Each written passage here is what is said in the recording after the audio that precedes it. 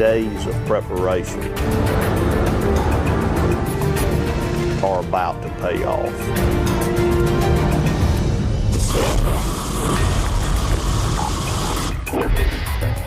That's one of the biggest deer I've ever killed in my life.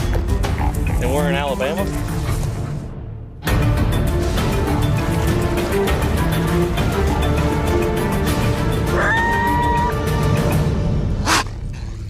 That look says it all.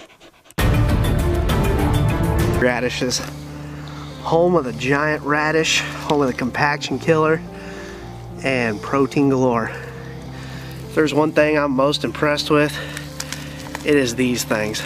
Look at these. I mean, if you think about it, that thing came all the way up through the soil, broke up the compaction, and we've got them everywhere. Look at all these little, look at all of them.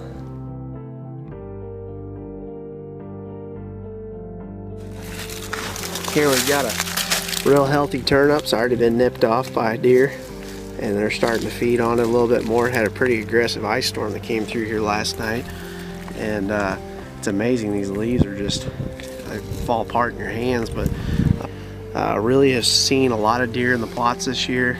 Most of all, I'm really impressed with my food plots this year just because we're actually going to hold deer, and we're going to be able to find some sheds and learn more about them.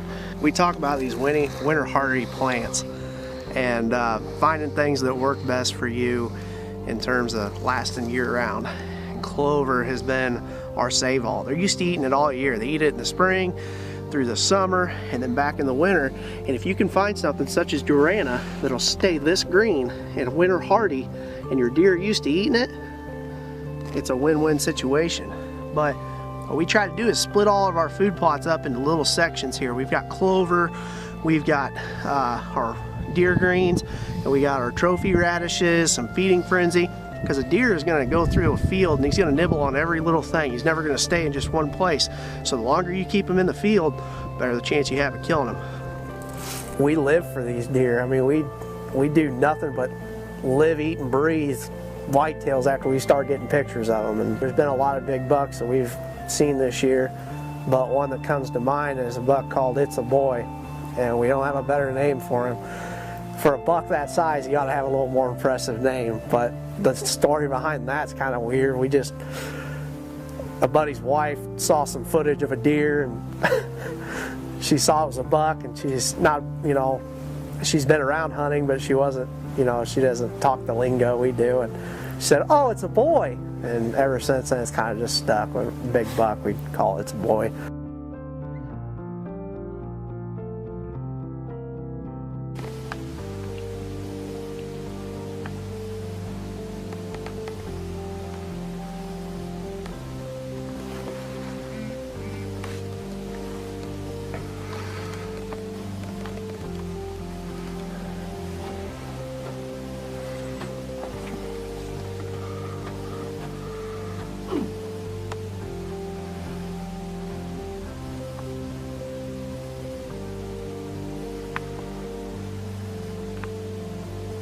This is day number 7 on this buck we're after, but he was about 200 yards away the whole night, and then the neighbor decided to start calling coyotes, and him and the 4 deer he were with ran off, and then 10 minutes later the 4 deer he was with walked 30 yards by me, and he wasn't with them. So 2.5 weeks straight that I